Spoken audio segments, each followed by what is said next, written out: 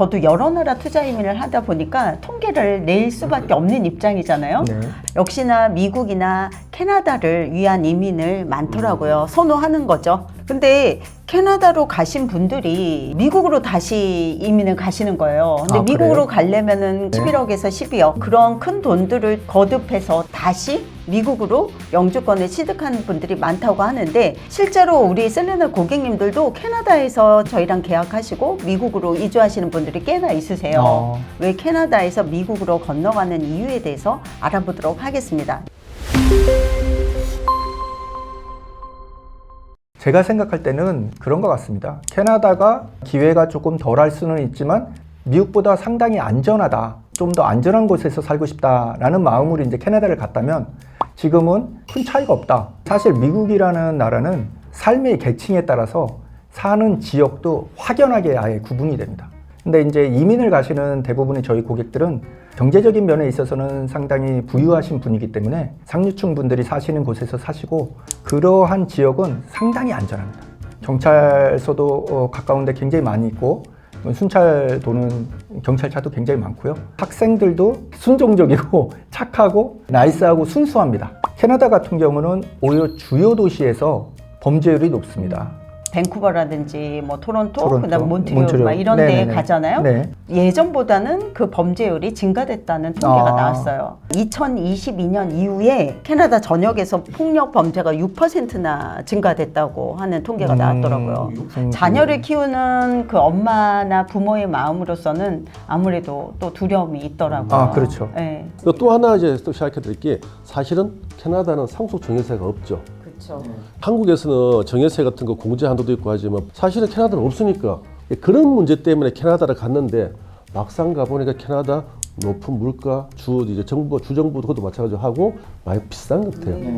거주비가 일단 너무 비싸요. 아, 집값이 캐나다가. 너무 예. 낮군요. 원 베드룸 하나가 뭐 3,000불에서 4,000불? 전 조금 이해가 안 가는 게, 캐나다 땅덩이 엄청 넓잖아요. 그렇죠. 넓은데 왜 이렇게 비싸요?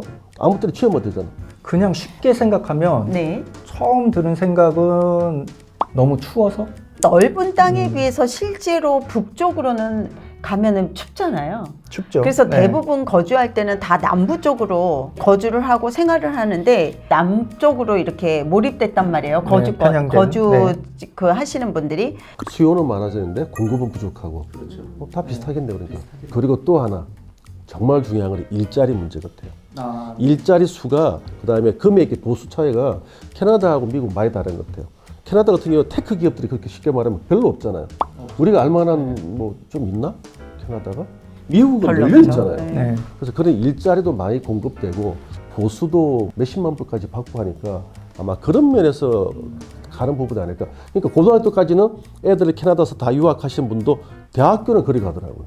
교육으로 봐서는 아이비리그죠. 교육은 미국이 1위라는 생각이 저한테도 있거든요, 사실은. 그렇죠. 그래서 아이비리그를 진출을 내 아이가 해야 된다는 거, 아니면 젊은 분들은 내가 가야 된다. 네. 그래야 그 길로 가서 석사, 박사를 통해서 졸업하면 구글이나 애플, 네, 세계적인 기업에서. 그렇죠, 아마존이나 네. 이 실제로 우리 고객님들 네. 자녀분들이 지금 많이 다니고 있잖아요. 네, 맞습니다. 네, 네. 그래서 제가 볼 때는 교육의 기회부터 이어서 취업의 기회로 해서 결국엔 미국이라는 생각을 하는 것 같아요. 그렇죠.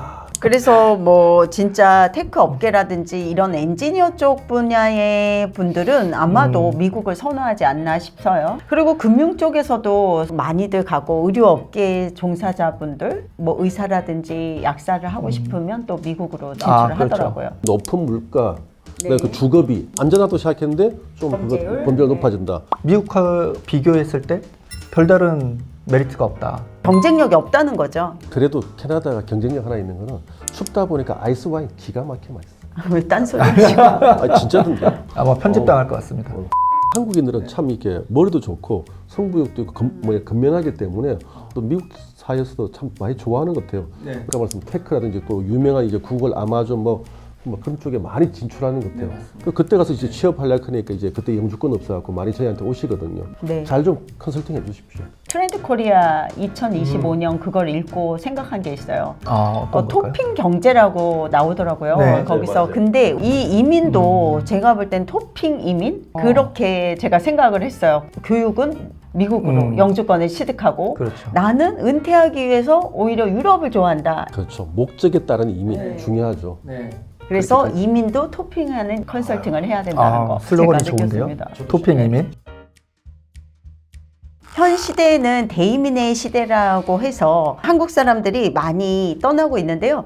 캐나다는 그중 한 나라이기도 합니다. 그러나 처음에도 말씀드렸다시피요. 캐나다를 간 사람들 중에 많은 사람들이 결국 미국 영주권을 취득하는 결정을 제일 많이 내리는데요. 저희에게 따로 연락 주시거나 방문해 주시면 저희가 아주 자세한 컨설팅을 해드리겠습니다. 만약에 내가 이민을 생각하고 이민을 고려하고 계신다면 링크 클릭해서 문의 주시면 친절하게 안내해 드리겠습니다. 감사합니다. 감사합니다.